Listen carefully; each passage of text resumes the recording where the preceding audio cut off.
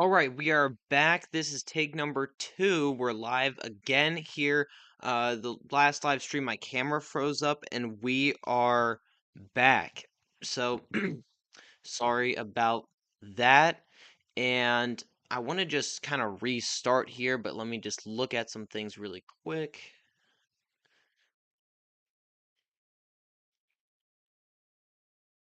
Okay, so I think that we are good. Just give me 1 second, and we will go ahead and talk about this Miami and Texas A&M game.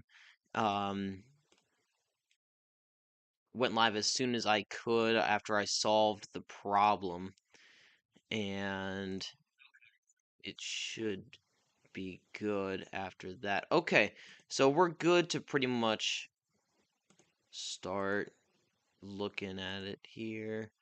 Okay, so we're pretty good here. Miami wins this game 10-3 against Texas A&M, and like I was saying before, Miami was built to win this type of game. You look at their offensive line with Francis Mauigua and all the first, second, and third round draft picks that are going to be going to the NFL. All these guys are NFL guys on the offensive line. The running back Mark Fletcher, NFL guy, downhill bruising type of running back with really good speed as well. You look at their defensive line with Ruben Bain and all the other guys on that line. We're going to go into all of them and all the stats here later in the live stream. And you look at how this team is built. Carson Beck, he does not make too many mistakes. He's a very safe quarterback and he fits their system perfectly. And you look at the way Miami's built, they're built to win this type of game. Texas A&M, on the other hand, I think is also built to win this type of game when you look at their lines of scrimmage, when you look especially at the defensive line and how the defensive line's built and how they're schemed up. I think that they are really good as well on that side of the ball. But what uh, the reason why Texas A&M lost in this game was Marcel Reed, and that was very apparent really from the beginning. And as he really didn't finish with more, he finished with I think 230 yards. We'll get into the stats in a minute with 2 interceptions and no touchdowns. He's elite on the ground, but like I was talking about John Mateer last time, we had a live stream last night. When you have a running quarterback, their tendency is to run when things get tough and not throw the ball downfield or throw the ball to the open man. They would rather run with the ball, and that's very tough when you have a defensive line like Miami, where they're going to go at you and they're going to hit you for. I think they had maybe 8 total sacks as I go and pull up the box score here. You know, the other thing that struck me that was really great about this game from Miami, they had 7 sacks total. Miami did. Um, but you know, the thing that really struck me this game about how Miami really played, they weathered the storm early. That's exactly what Bama did, maybe to even a lesser extent, last night in Norman, Oklahoma. When you have these away games at these places like College Station, Norman, Oklahoma, Eugene, Oregon, Oxford, Mississippi, all these places that, or just wherever Ole Miss plays, you have these places that are going to have the most raucous crowd they've ever had. You have to weather that storm, and you have to be able to play through the crowd, and that's exactly what Miami's defense did. That's really what their offense did to an extent. And I really think that they weathered the storm well. Their tackling from the beginning was A plus. Their tackling was just insane, and that's really going to help them against Ohio State when you have guys like, Jeremiah Smith, Carnell Tate, and you have the running backs that they do. It's going to be very imperative that they tackle really well, and they did in this game, so I'm really confident in them going forward. And I do think that when you talk about this game as we go into some of the stats here. Let me switch in here. Yep, that's good. And you had Fletcher. He had 172 yards. The he was the shining star in this game. He really was. Let me pull up the box score here. He really was. And he went for 172 on 17 carries. That's an average of 10 yards per carry, with his long being 56 yards. Carson Beck, I didn't even put him up here because he only completed 14 for 103. But like we said before, he's a very safe quarterback. He's going to make the right throws and he's going to throw it away um when he deems it necessary, and he did not throw a pick in this game. An interception in this game, like we saw on the other side, is a killer. with Texas A&M, and we'll get into their leaders in a second. Uh, Bryce Fitzgerald, man, came in for the injured safety. I forget his name, but he came in, had 2 interceptions, one really immediately after he came in, and the one there at the end of the game, which was huge for Miami. They go and have a true freshman that they're willing to trust to put in the biggest game, the biggest scenario, and he came out with 2 interceptions to really solidify that. And you look at the other side, Keontae Scott had 2 sacks, 3 TFLs, 10 total sacks. He was a monster in this game. Ruben Bain Jr., 5 total tackles, but 3 of those tackles were sacks, and you had 4 TFLs as well. So Ruben Bain really lived up to the hype with that one as well. There's really nothing else home to write out about. I mean, Keelan Marion had 3 catches for 33 yards, and his long was 20. That was a very good completion there of 20 yards. And I mean, I really liked Miami's scorecard, especially on defense, looked really good. Marcel Reed, 2 interceptions, no touchdowns, threw for 237, so it wasn't too bad on that, but he did end up going out and he balled this game. I will say that he had 27 yards on the ground. Even though he was sacked 7 times, he still ended up in the positive in terms of rushing, which meant that he really ran for about 60, 70 yards. And but the killers were the interceptions. And I said this in my lead up to this game where Marcel Reed, I thought that Miami was going to win this game, and I'll pull up the tweet to prove it later in the game. If you don't follow already, follow on the social at CFB360 underscore 360, as well as subscribing here. If you would do that, it would be most appreciated. But Marcel Reed, when he is pressured, delivers some of the most inaccurate passes known to man. Every time you watch Texas A&M, when they're in trouble, he throws interceptions, especially on the defensive line. And you have a defensive line like Miami's that's ready to go out there and sack him and put pressure on him, and they have the talent to do that. You look at Marcel Reed under those situations, he doesn't really perform as well as he should. So when that being said, I do think that the pressure got to Reed, and even that last interception, he had a clean pocket, but against top tier defenses, he gets pretty inaccurate just in general, and that was one of my main reasons why I thought Miami would win. And lo and behold, Reed throws an interception to end the game. So I do think that I thought that this game was destined for overtime. I'm going to be completely honest with you guys, and as we sit here right now, let me go ahead and pull up the box score for your entertainment. Let me just see if there's any. There is nothing in the chat. If you have anything to put in the chat, go ahead and put it there. It would be much appreciated. Okay, so here is the box score. Let me go ahead and put myself up here. Okay, that's good enough. And you look at what Miami did on defense. Keontae Scott, 10 tackles. Jacoby Thomas, 9 total tackles, a half a sack. Mohamed Toure, 8 total tackles. And you just go down the line. All these guys really just teed off. 7 sacks, 9 TFLs, 2 passes defended. Obviously, the 2 interceptions by Bryce Fitzgerald.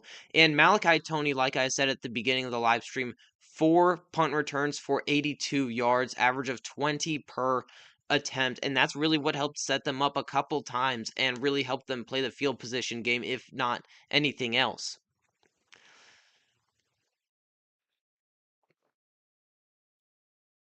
So he didn't have that much of an impact receiving, Malachi Tony did, as he only had 22 yards, but he came out and he performed when, just getting him the ball is the most important thing, and they did that really well, in my opinion. And you look on the other side, you had Marcel Reed leading the team in rushing again. Texas A&M did not do very good rushing. I find this a constant theme in the SEC. You look back to last night; both teams didn't rush for squat, and you have Texas A&M's rushing leader being their quarterback, who was also sacked 7 times, with 27 yards. Miami receiving, Mario Craver really held them, really carried them, in my opinion. with 7 receptions, 92 yards, an average of 13 per, and the long one of 59 yards. That one was early in the game. They were not able to bring any points out of it because these kickers, let me go down here, and here they are. These kickers, Jared Zirkle missed the field goal early, the chip shot. Bond went and got one, but Carter Davis over here, 1 for 4. I mean, if he hits those three, it's 19-3. If all the kicks are hit, it's 19-6 at the end of the game, and it's a comfortable Miami win. And Miami, if they want to have any chance of beating Ohio State, then they have to get that kicking situation correct. I know that it's going to be indoors. I know that the wind is not really going to play a factor, but you just need to get it right because when someone misses, when Carter Davis he missed 3 field goals, that does something to you mentally when you're a kicker. 100%. And guys, I'm going to give my last thoughts here on this game, and then we're going to dive into the Tulane and Ole Miss game and just give some live reaction to that. I'm going to go ahead and switch this up here. And if there is any super chats, Miami over Ohio State. Look, Miami is the type of team to beat Ohio State. You look at where Miami is on the you look at where Miami is in terms of their offense and defensive line. They're built to win in the trenches, and that is key. When you have teams that are built to play in the trenches, they're built to beat you on the ground as opposed to over the air. That's the type of team to beat Ohio State, in my opinion. I'm not predicting them to beat Ohio State quite yet, and I'll give my preview for them later in the week. But I do think that that is one of those games that's going to be really interesting, Willie. And then Alabama versus Texas Tech, Georgia versus Miami, College Football Playoff Final Four. Very interesting take there. I do think that Texas Tech is a very interesting team going forward, and we're gonna have to see how they do in their game coming up as well. Thank you, Christopher, for subscribing, and I do appreciate you so much for doing so. And if you haven't already, go ahead and subscribe to the channel. It really helps out a lot, and just goes a long way in terms of getting this channel to where we want to go to. Okay, so going back into this game, I thought that Miami, they tackled really well from the start, and that's what we were talking about earlier with weathering the storm. Miami weathered the storm really well in terms of weathering the College Station crowd, and they went and they were really successful in weathering the storm. And then what comes out of that, really solid tackling. They tackled really well, in my opinion, and they were able to go and really take it to the wide receivers for A&M. You could tell A&M was trying to lean on their wide receivers. They're trying to get them the ball really fast in space, and Miami was having none of it. Miami was having absolutely none of it. Miami's DBs battled really well. Sorry about the camera shake there. Miami's DBs battled all game long against these top tier wide receivers, and they succeeded for the most part. They really did. Excuse me.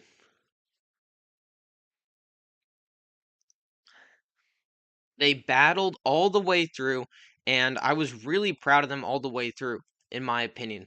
And I predicted Miami to win this game, and I was really happy that they did win because it validates exactly what I said. And I'm going to pull up the tweet right now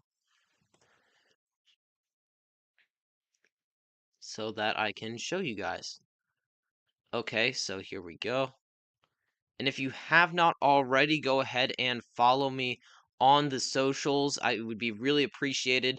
I know that with this graphic I spelled playoff wrong. We're gonna go we're gonna just surpass that for a minute. Go ahead and follow on the socials if you haven't already, as I post there quite often. And in round one, I predicted Alabama over Oklahoma because they have the better quarterback and trench play over Oklahoma. It turned out that Oklahoma had just worse quarterback play and worse trench play, and that's what really did them in. I have Oregon beating JMU tonight. I have Ole Miss beating Tulane. And right now, as we look over here, I want to just go ahead and see what's going on over here. Yeah, Ole Miss is winning by 14. Tulane's actually in the red zone. We will check up with that game later as soon as we're done talking about this. But I had Miami winning. I had Miami beating Texas A&M. Why? Because I thought that it would be the closest game in terms of how the teams are talent-wise here in the first round. I was correct on that. I favor Miami because of the D line. You can check that box. We have seen it when there's pressure on Marcel Reed, he becomes extremely inaccurate. I thought this game would be at least a little bit more higher scoring than 10-3, but you get the point, and they really went out there and they played really well, in my opinion, and just really one of those games where it was really fun to watch. And again, if you guys have anything to say in the chat, go ahead and put it there. I would really like to respond to some of the stuff that you guys have to say over really anything. It could be this game, it could be the Bama Oklahoma game, or the game that's happening right now, Tulane and Ole Miss. I'm probably not going to go live tonight because we already know Ole Miss is going to win by a ton. We already know that Oregon is going to paint the walls with JMU's blood, although sorry about that.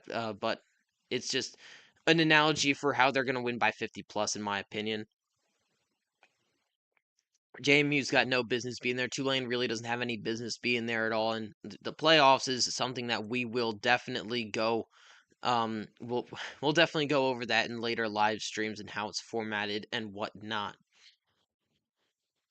So Tulane is going to be kicking a field goal here. Let me go ahead and share this with y'all.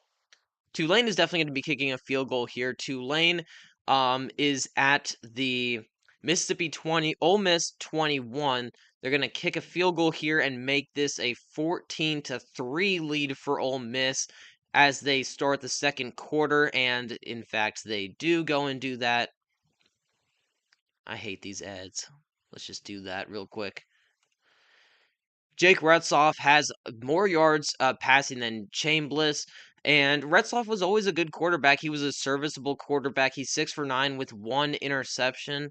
And he's always a serviceable quarterback, but I don't see this Tulane team going out there and making any kind of effort against Ole Miss. In this game, I thought that Tulane would give Ole Miss fits, but I expect Ole Miss to win a slug out, drag out type of knockout. 28-17 was my final prediction.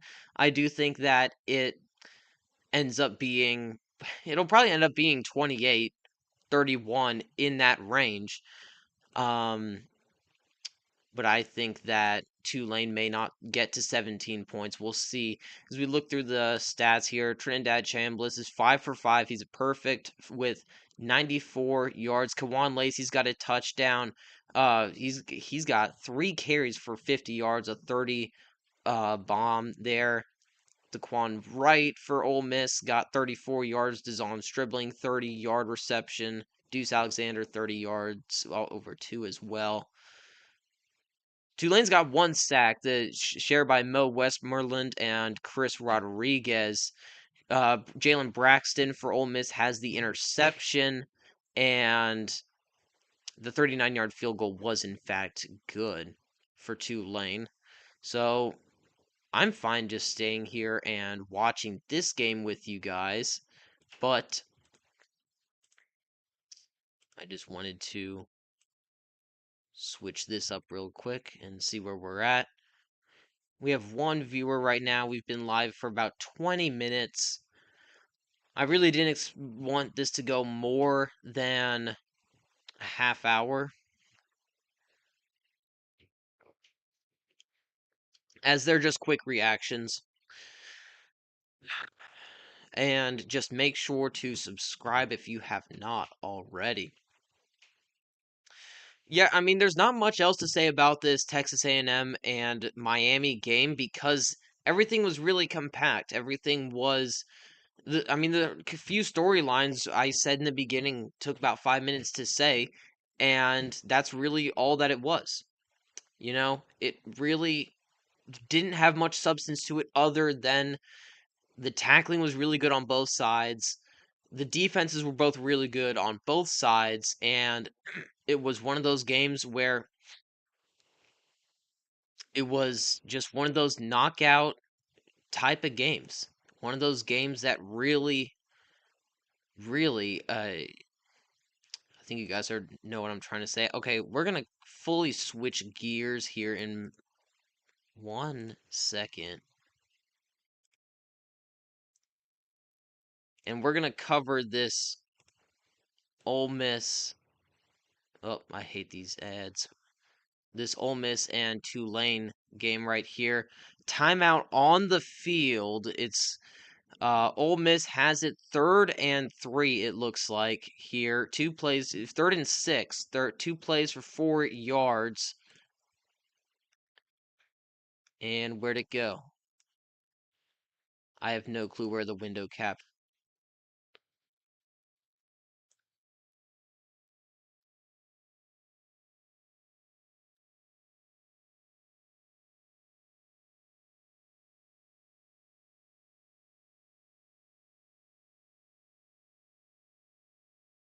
Okay, it looks like we are back with the window capture. I'm gonna go ahead and bring it back over here as we talk about this Tulane and Ole Miss game.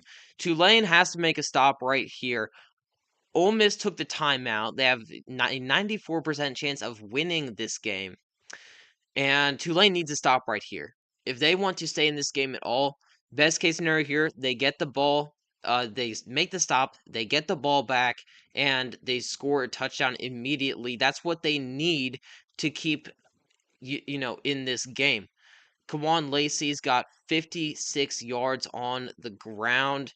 Trinidad Chambliss is a perfect 5 for 5. It's really got to be a perfect one. Tulane actually has the more total yards than my Ole Miss, although it's pretty much even. Kawan Lacey had a 20-yard touchdown run early in the game.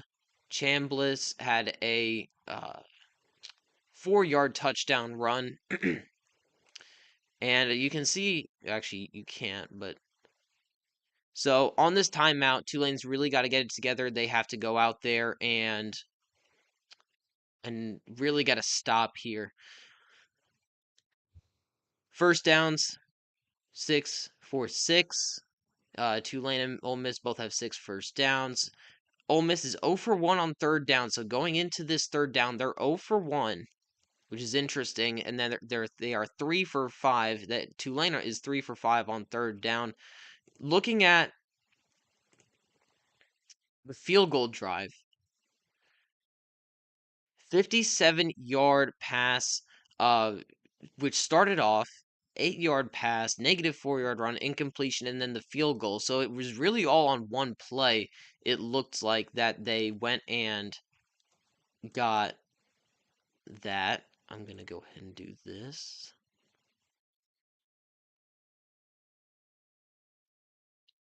Okay, so there is nothing for me to react to in the chat, as they're going to be coming out of this timeout here very soon, and this guy right here, Shaz Preston, had the 57-yarder for Tulane, which got them into field goal range, as the timeout is still on there. They must be taking a TV timeout. I'm going to go ahead and switch back here. And if there's anything you guys want to put in the chat, go ahead and put it there. I know that the numbers are pretty low, but this is the only way we grow is if we have more people that are there.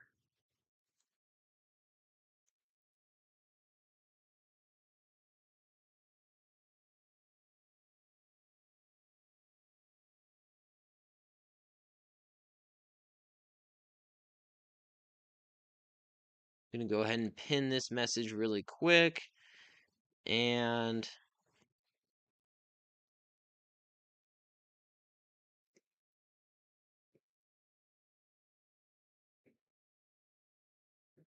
I wish I could learn how to put that there. Okay, so we are back here, and it looks like incomplete pass by Trinidad Chambliss, which will now put that Tulane in a great spot as he tried to go downfield to Duzon Stribling, deep left down the field, probably a go ball, and they tried to get it to him, and it didn't work out. So this is a very interesting one here for Tulane, as Tulane is now going to be forced to. Ole Miss is going to be forced to punt, and Tulane is going to get this ball back here on 4th and 7. And very interesting. We're going to check up on this game later. And I think this is all I want to do for this stream here. I just want to go ahead and check something really quick. As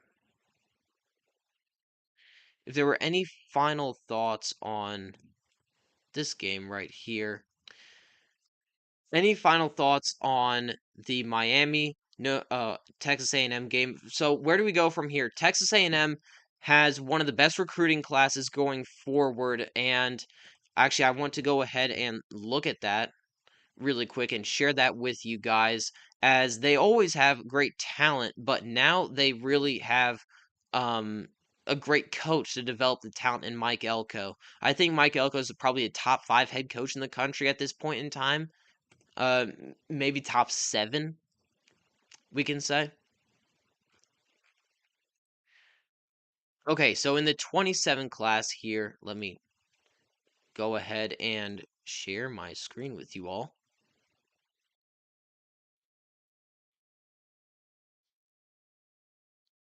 Okay, so in the class, big pop-up ads. Don't you hate them? Texas A&M has the number 7 overall class according to On3. They have Brandon Arrington, the number 1 athlete in the country. He's going to primarily play corner from what I see here. KJ Edwards, Bryce Perry White, a couple guys who are really good blue chippers. You see that they have 4 guys who are in the top 100, which is great. And they are really set going forward with talent. Again, talent's not an issue for Texas A&M, and they're going to have a great transfer portal class as well. As we look to the 27 class, just to do so, Texas A&M's they have a bunch of blue chip talent here. As you can see, they got 4 guys here who are in the top 65, it looks like. And Texas A&M, they're set going forward. They really are. And with Marcel Reed returning, I think that's going to be a great sign as well for the Aggies. So when you talk about where do they go from here, really all they can do is maintain how well they've been going. They've been doing really well in terms of bringing in talent and retaining talent and bringing in talent from the portal. They've done an excellent job of that, in my opinion. But now they've just come up empty-handed this season, and that's really no shade toward them, of course, but they're no stranger to coming up empty with seasons full of promise. They really, you look at every season with Jimbo Fisher pretty much, and they always had the top recruiting classes. They always had the top portal classes, and they were just never able to go ahead and, do something like they did this year. Go 11-1, now 11-2, and, get to the college football playoff, albeit they lost in the first round. And when you look at the other side with Miami, I want to take a look at Miami really quick when it comes to the 26 class here. Miami's sitting at number 8. They're just right behind Texas A&M. Jackson Cantwell is the big can't miss guy. He's the number 1. He's the number 2 player nationally. He's the number 1 player according to Rivals, and he really is the best player in the country in this class that they have. Samarion Wingo, Kayshawn Stanchill, Jalen Waters, Million Paris, James Dunningham. All these guys are blue chip prospects. All these guys are really good at what they do. The number 5 defensive lineman, the number 4 wide receiver, the number 1 tackle, the number 17 corner. So they are really in prime shape to go and do that. So let's go ahead and check back in here to this game. 2-yard return for Tulane. Tulane just got a 10-yard gain starting from the Tulane 19. They are now up to the Tulane 29 with a 10-yard carry from Jamari McClure. McClure with 32 yards on the game thus far. Wyatt Williams Jr., the safety for Ole Miss, with the tackle. He has 5 total tackles so far today. And as soon as we get off here, I'm going to be watching that game, hopefully, as they go forward. And as long as we have a couple viewers in here, I'll keep going.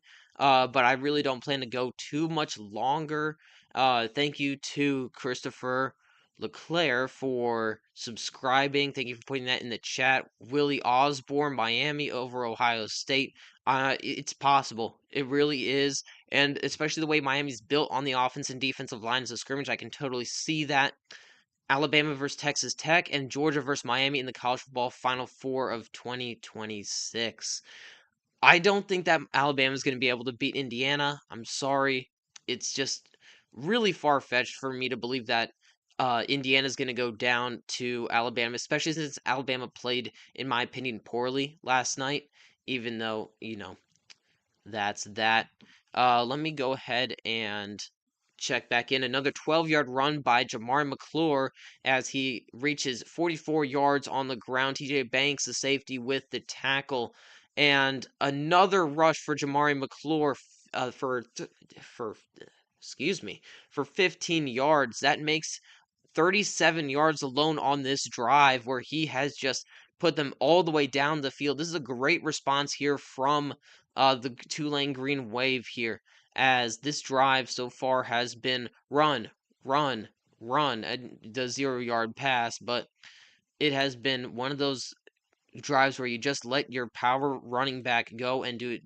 Jamari McClure, he had 456 yards going into this game. Freshman, 5'10", 190 pounds. He is a total beast right now. And let's see here what they do on this next play. 2-yard run for Javin Gordon. He has 4 yards on play. Second and -2. As my computer is slowly reloading here.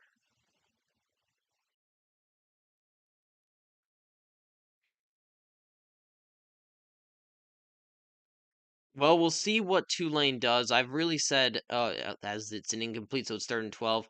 I do think that it's time for me to get off here. I've overstayed my welcome, so thank you so much for watching. Thank you for subscribing and liking the video for this 10-3 win for Miami as they go, and they're going to be playing the Ohio State Buckeyes in, I think it is the Cotton Bowl, if I'm not mistaken.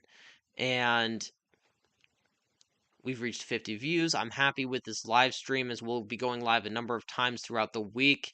Thank you so much for watching. If you missed my analysis of the game, go scroll back to the start of the live stream, and that's when I really got into depth with this game. And really, that's all I can say, and I'm going to go ahead and end this live stream now. Thank you so much for watching, and I will see you in the next one.